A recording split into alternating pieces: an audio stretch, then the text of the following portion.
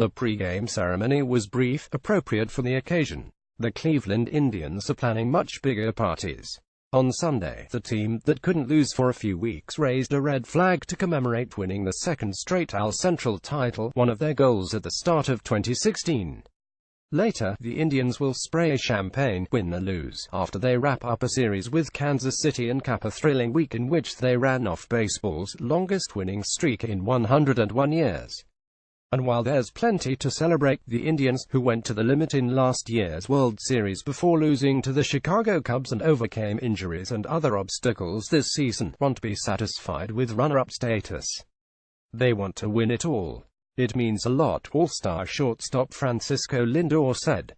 It shows what the guys are made of. It shows that no matter how the season went in the beginning, it doesn't matter. It's still not done. Cleveland clinched the division crown on Saturday night when second-place Minnesota lost to Toronto.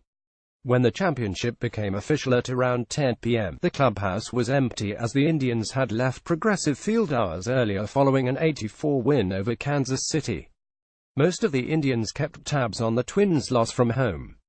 Before Sunday's game, manager Terry Francona addressed the sellout crowd on a warm, sunny day as the Indians gathered in front of their dugout to watch as a symbol of their accomplishment was hoisted beyond the center field wall.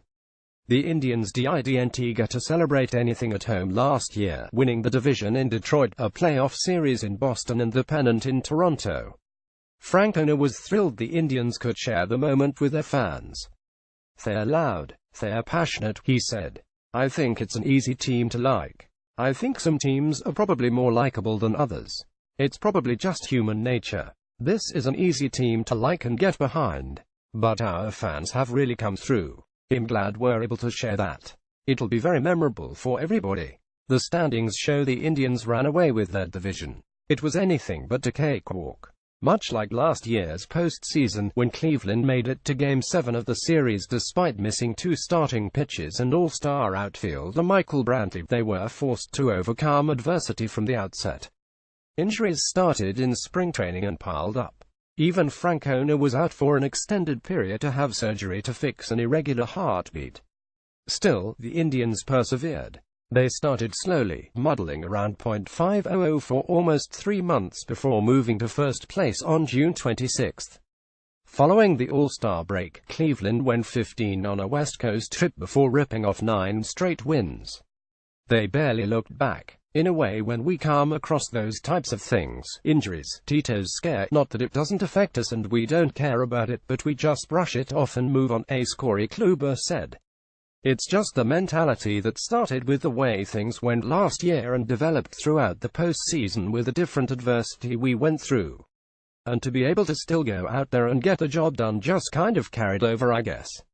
Kluber has anchored the league's deepest starting rotation, putting together another season that could land him a second Cy Young award.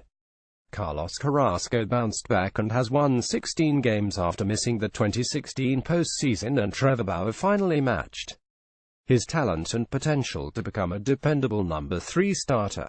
Mike Clevinger has reached double figures in wins, and Josh Tomlin, the longest tenured player on Cleveland's roster, has been solid and a role model for young players to follow. 2 of them, Lindor and second baseman Jose Ramirez, have become MVP candidates and given Cleveland a dynamic infield duo as good as any in baseball. Lindor seems to make a sparkling defensive play every game, and Ramirez, who slid over from third to second when Jason Kipnis got hurt, is a one-man offensive juggernaut, leading the league in extra base hits and ranking in the top 5 in runs, hits average and slugging percentage. The Indians rode the momentum of coming so close to winning the first World Series title since 1948 into the offseason.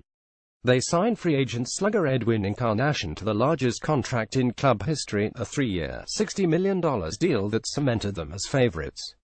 And when Brantley went down with an ankle injury in August, the club pulled off another shocker by acquiring all-star outfielder Jay Bruce in a trade with the New York Mets. Bruce, who is in his final season under contract, knew he was joining a special group. This team has been a really high-quality, well-rounded, super-competitive team for going on 2 full years, he said.